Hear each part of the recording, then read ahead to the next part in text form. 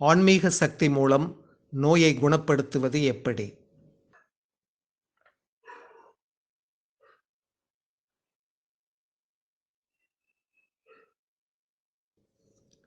ஒருவர் எதை வேண்டுமானாலும் சந்தேகிக்கலாம். ஆனால் இறைவனை மட்டுமே விரும்புபவர் இறைவனைச் சென்றடைவார் என்பது 2-2-4 என்பதை விட நிச்சயமான ஒன்றாகும். ஒவ்வொரு சாதகனும் தன் இதயத்தின் ஆழத்தில் இத்தகைய நம்பிக்கை கொள்ள வேண்டும். இதுதான் அவனை ஒவ்வொரு இடரின் போதும், அழிவின் போதும், சோதனையின் போதும் தாங்கிச் செல்லும்.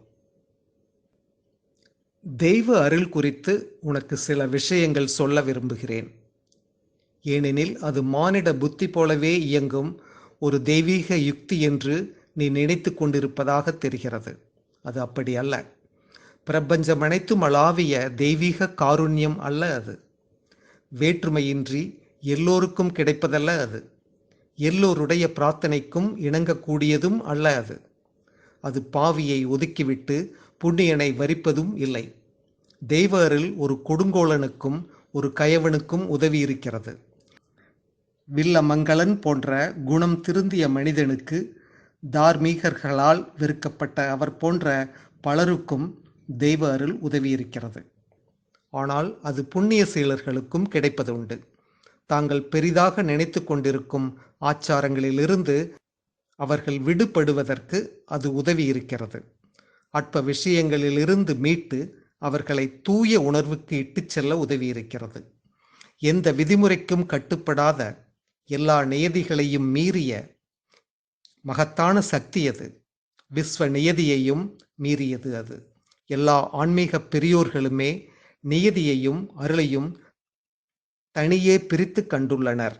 எனினும் அது பாகுபடுத்த முடியாததும் அல்ல. தனக்கே உரிய தனிப்பட்ட விதிமுறையில் அது இயங்குகிறது. மனதிற்கும் மற்ற சக்திகளுக்கும் அப்பாற்பட்டு அது இயங்குகிறது.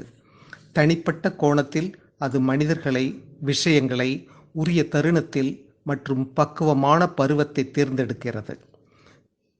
பெரும்பாலும் கனமான திரைக்கு பின்னால் தான் தனி மனிதனுக்கு அருள் வந்திறங்கும் சூழல் உருவாகிறது.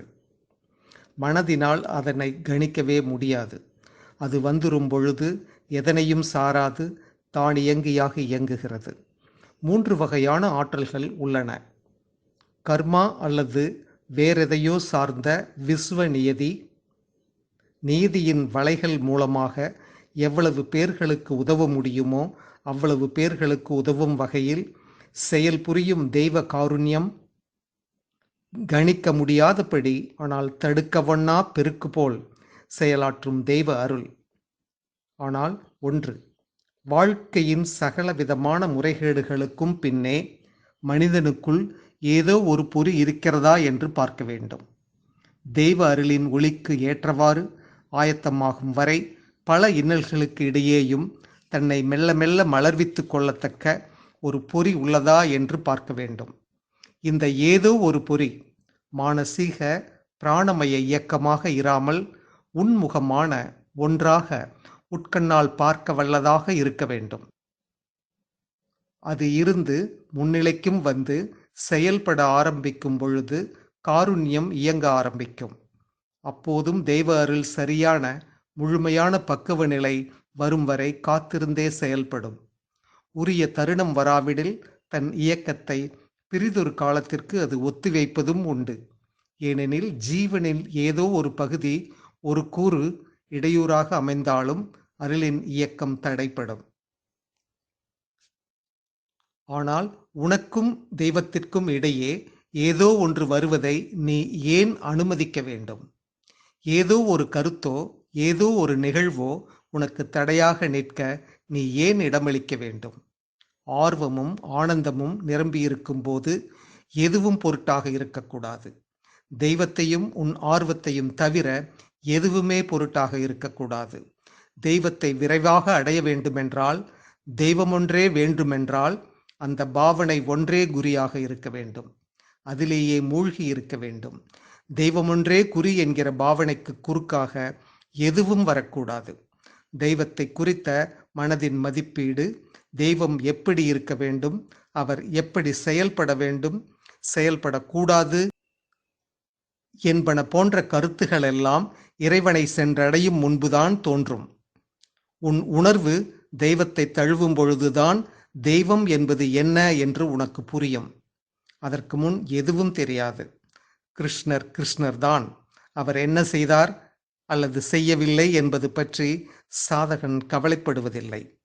கண்ணனை காண்பது, கண்ணனை சந்திப்பது, அவனுடைய ஒளியை, சாநியத்தத்தை, அன்பை, ஆனந்தத்தை உய்த்துணர்தல், இவையே சாதகன் வேண்டுவது. அருள் என்பது தன் இயல்பாய் சகஜமாய் தெய்வ உணர்வினின்று, அதனுடைய இருப்பினின்று பொங்கிப் பிரவகிப்பது. உடல் உணர்வை திறப்பதன் மூலம் எப்பொழுதும் உள்ளே சரியான அமைதியான சமநிலை, உள்ளேயும் வெளியேயும் சாந்தம், நம்பிக்கை, உடல் உணர்வை அன்னைக்கும் அவரது செயல்பாட்டிற்கும் திறந்து வைத்திருத்தல் ஆகியவையே நோயிலிருந்து வெளிவர உண்மையான வழிகளாகும். மற்றவை மிகச்சிறிய உதவிகளும் கருவிகளுமே. நான் கூற விரும்பியது என்னவென்றால், தனது பழக்கமான உணர்வு நிலை காரணமாக உடல் உணர்வு நோயின் உந்துதலை அனுமதித்து அதன் விளைவுகளை அனுபவிக்க நேரிடுகிறது. உதாரணமாக, மார்பில் சளி காரணமாக மூச்சு விடுவதில் சிரமமும் மூச்சு திணறுவது போன்ற உணர்வும் ஏற்படுகிறது. இதிலிருந்து விடுபட உடல் உணர்விலேயே ஓர் உறுதியான விருப்பாற்றலை விழித்தெழச் செய்து அந்த ஆற்றல் மூலம் நோய்த்தன்மைகள் தங்களது மேலாதிக்கத்தை உடல் மீது திணிப்பதை மறுக்குமாறு செய்ய வேண்டும். ஆனால் இந்த ஆற்றலை பெறுவது, அதிலும் முழுமையாக பெறுவது எளிதல்ல.